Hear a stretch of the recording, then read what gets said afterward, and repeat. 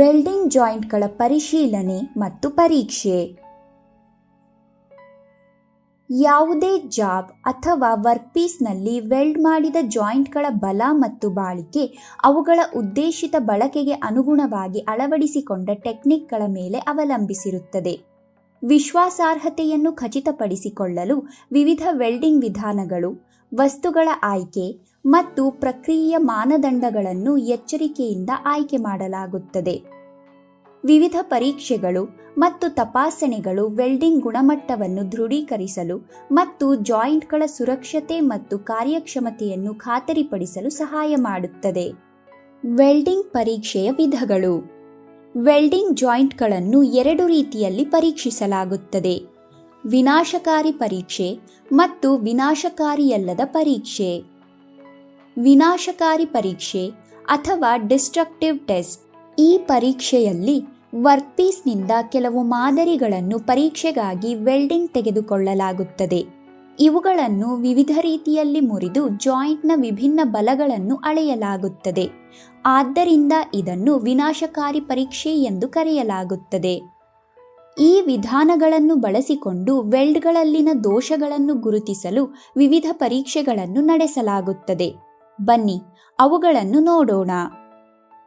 ಕರ್ಷಕ ಪರೀಕ್ಷೆ ಅಥವಾ tensile test. ಈ ಪರೀಕ್ಷೆಯ ಮೂಲಕ ವೆಲ್ಡಿಂಗ್ ಜಾಯಿಂಟ್ನ ಕರ್ಷಕ ಶಕ್ತಿ, ಸ್ಥಿತಿಸ್ಥಾಪಕ ಗುಣಾಂಕ, ತನ್ಯತೆ, ಉದ್ದದಲ್ಲಿನ ಹೆಚ್ಚಳ ಮತ್ತು ವಿಸ್ತೀರ್ಣದಲ್ಲಿನ ಕಡಿತದ ಶೇಕಡಾವಾರು ಪ್ರಮಾಣವನ್ನು ಪರಿಶೀಲಿಸಲಾಗುತ್ತದೆ. ಮೃದುತ್ವ ಪರೀಕ್ಷೆ ಅಥವಾ ಬೆಂಡ್ ಟೆಸ್ಟ್. ಈ ಪರೀಕ್ಷೆಯನ್ನು ವೆಲ್ಡಿಂಗ್ನ ಉಪಯೋಗ, ವಿಶೇಷವಾಗಿ ಬಟ್ ಜಾಯಿಂಟ್ನ ಬಲವನ್ನು ನಿರ್ಣಯಿಸಲು ಮಾಡಲಾಗುತ್ತದೆ ಮತ್ತು ಇದು ಕಡಿಮೆ ಖರ್ಚು ಮತ್ತು ನಿರ್ವಹಿಸಲು ಸುಲಭವಾಗಿದೆ. ಇದರ ಮೂಲಕ ವೆಲ್ಡಿಂಗ್ ಪೆನೆಟ್ರೇಷನ್, ಕರಗುವಿಕೆಯ ಕೊರತೆ, ತನ್ಯತೆ ಮತ್ತು ಜಾಯಿಂಟ್ನ ಬಲದಂತಹ ಗುಣಲಕ್ಷಣಗಳನ್ನು ನಿರ್ಧರಿಸಬಹುದು. ಆಘಾತ ಪರೀಕ್ಷೆ ಅಥವಾ ಇಂಪ್ಯಾಕ್ಟ್ ಟೆಸ್ಟ್.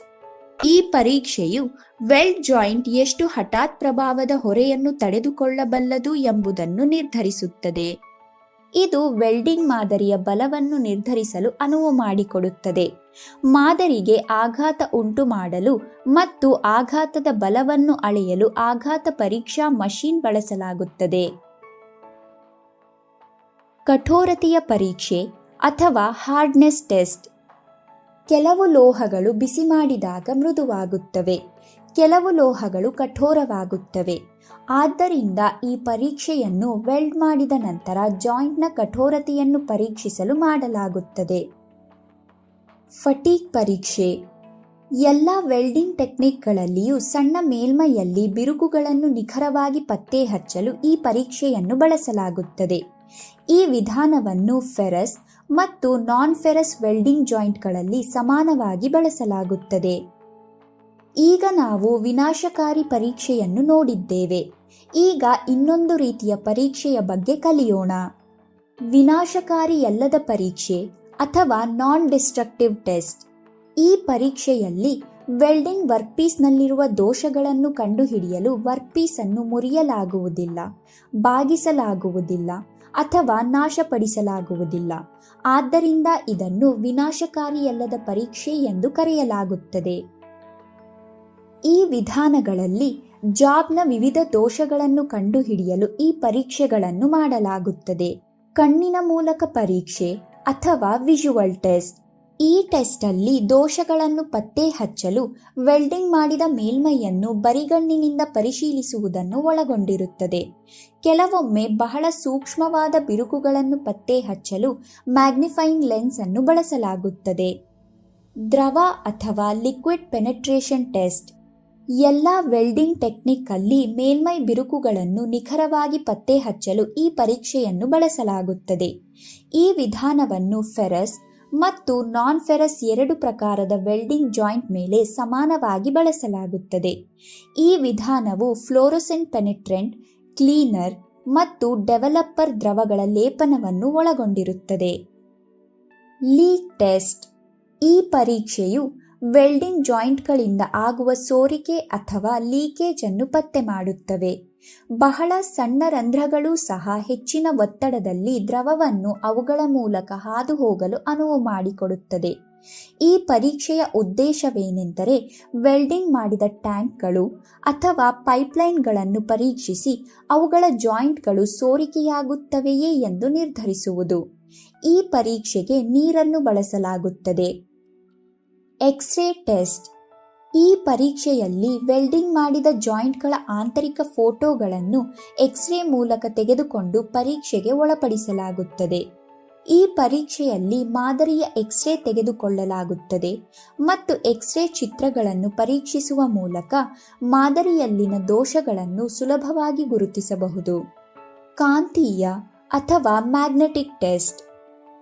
ಈ ಪರೀಕ್ಷೆಯಲ್ಲಿ 2 ಆಯಸ್ಕಾಂತಗಳನ್ನು ಬಳಸಿಕೊಂಡು ವೆಲ್ಡಿಂಗ್ ಲೋಹದ ಮೂಲಕ ಕಾಂತೀಯ ಫ್ಲಕ್ಸ್ನ ಹರಿವಿನ ಪ್ರವಾಹವನ್ನು ಹಾಯಿಸಲಾಗುತ್ತದೆ. ಕಬ್ಬಿಣದ ಪುಡಿಯನ್ನು ಹೊಂದಿರುವ ದ್ರವವನ್ನು ಪರೀಕ್ಷಿಸಬೇಕಾದ ಜಾಯಿಂಟ್ ಮೇಲೆ ಸಿಂಪಡಿಸಲಾಗುತ್ತದೆ. ದೋಷಯುಕ್ತ ಜಾಯಿಂಟ್ ಅಲ್ಲಿ ವಿರುದ್ಧ ದ್ರವಗಳು ರಚನೆಯಾಗುವ ಕಾರಣ ಕಬ್ಬಿಣದ ಪುಡಿಯನ್ನು ಆಕರ್ಷಿಸುತ್ತದೆ. ಹೀಗೆ ಲೋಹದ ಕಣಗಳು ದೋಷಯುಕ್ತ ಜಾಯಿಂಟ್ನ ಅಂಚುಗಳಲ್ಲಿ ಸಂಗ್ರಹವಾಗುತ್ತವೆ, ದೋಷವನ್ನು ಬಹಿರಂಗಪಡಿಸುತ್ತವೆ. Ultrasonic test. ಧ್ವನಿ ತರಂಗಗಳ ಆವರ್ತನವು ಮಾನವ ಶ್ರವಣದ ಮೇಲಿನ ಮಿತಿಗಿಂತ ಹೆಚ್ಚಾದಾಗ ಅವುಗಳನ್ನು ಅಲ್ಟ್ರಾಸಾನಿಕ್ ತರಂಗಗಳು ಎಂದು ಕರೆಯಲಾಗುತ್ತದೆ.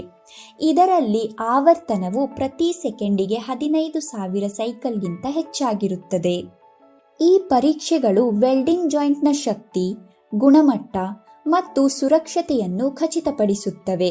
ಇದರಿಂದ ವೆಲ್ಡಿಂಗ್ ಕೆಲಸವು ದೋಷಗಳಿಂದ ಮುಕ್ತವಾಗಿದೆ ಮತ್ತು ಅದರ ಉದ್ದೇಶಿತ ಕಾರ್ಯವನ್ನು ಸಂಪೂರ್ಣವಾಗಿ ನಿರ್ವಹಿಸುತ್ತದೆ ಎಂದು ಖಚಿತಪಡಿಸುತ್ತದೆ. ಈ ಪರೀಕ್ಷೆಗಳು ವಿವಿಧ ದೋಷಗಳನ್ನು ಪತ್ತೆ ಹಚ್ಚಲು ಸಹಾಯ ಮಾಡುತ್ತವೆ, ಹಾಗಾಗಿ ಇವು ಬಹಳ ಮುಖ್ಯ. ಸಾರಾಂಶ. ಈ ವಿಡಿಯೋದಲ್ಲಿ ವೆಲ್ಡಿಂಗ್ ಜಾಯಿಂಟ್ಗಳ ಪರಿಶೀಲನೆ ಮತ್ತು ಪರೀಕ್ಷೆಯ ಬಗ್ಗೆ ವಿವರಿಸಲಾಗಿದೆ. ಅವುಗಳ ಉದ್ದೇಶಿತ ಬಳಕೆಗೆ ಅನುಗುಣವಾಗಿ ವೆಲ್ಡ್ ಮಾಡಿದ ಜಾಯಿಂಟ್ಗಳ ಶಕ್ತಿ ಮತ್ತು ಬಾಳಿಕೆಯನ್ನು ಖಚಿತಪಡಿಸಿಕೊಳ್ಳುವ ಪ್ರಾಮುಖ್ಯತೆಯ ಮೇಲೆ ಕೇಂದ್ರೀಕರಿಸುತ್ತದೆ.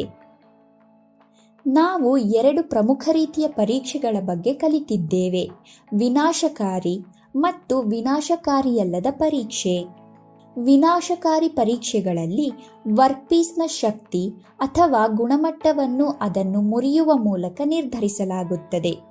ಆದರೆ ವಿನಾಶಕಾರಿಯಲ್ಲದ ಪರೀಕ್ಷೆಗಳಲ್ಲಿ ವರ್ಕ್ಪೀಸ್ಗೆ ಹಾನಿಯಾಗದಂತೆ ಶಕ್ತಿ ಅಥವಾ ಗುಣಮಟ್ಟವನ್ನು ನಿರ್ಧರಿಸಲಾಗುತ್ತದೆ. ವೆಲ್ಡಿಂಗ್ ಜಾಯಿಂಟ್ಗಳ ಗುಣಮಟ್ಟ, ಶಕ್ತಿ ಮತ್ತು ಸುರಕ್ಷತೆಯನ್ನು ದೃಢೀಕರಿಸಲು ಈ ಪರೀಕ್ಷೆಗಳು ಅವಶ್ಯಕವಾಗಿದ್ದು, ಅವುಗಳು ತಮ್ಮ ಉದ್ದೇಶಿತ ಪಾತ್ರವನ್ನು ಸರಿಯಾಗಿ ನಿರ್ವಹಿಸಲು ಅವಶ್ಯಕವಾಗಿದೆ. ಈಗ ನಿಮಗಾಗಿ ಒಂದು ಕೆಲಸ. ಒಂದು ನಿರ್ದಿಷ್ಟ ವೆಲ್ಡಿಂಗ್ ಕೆಲಸಕ್ಕೆ ನೀವು ಸರಿಯಾದ ವಸ್ತುವನ್ನು ಆಯ್ಕೆ ಮಾಡಬೇಕಾಗಿದೆ ಎಂದು ಊಹಿಸಿ. ವೆಲ್ಡ್ ಮಾಡಿದ ಜಾಯಿಂಟ್ನ ಬಲ ಮತ್ತು ಬಾಳಿಕೆಯನ್ನು ಖಚಿತಪಡಿಸಿಕೊಳ್ಳಲು ವಸ್ತುವನ್ನು ಆಯ್ಕೆ ಮಾಡುವಾಗ ನೀವು ಯಾವ ಅಂಶಗಳನ್ನು ಪರಿಗಣಿಸುತ್ತೀರಿ?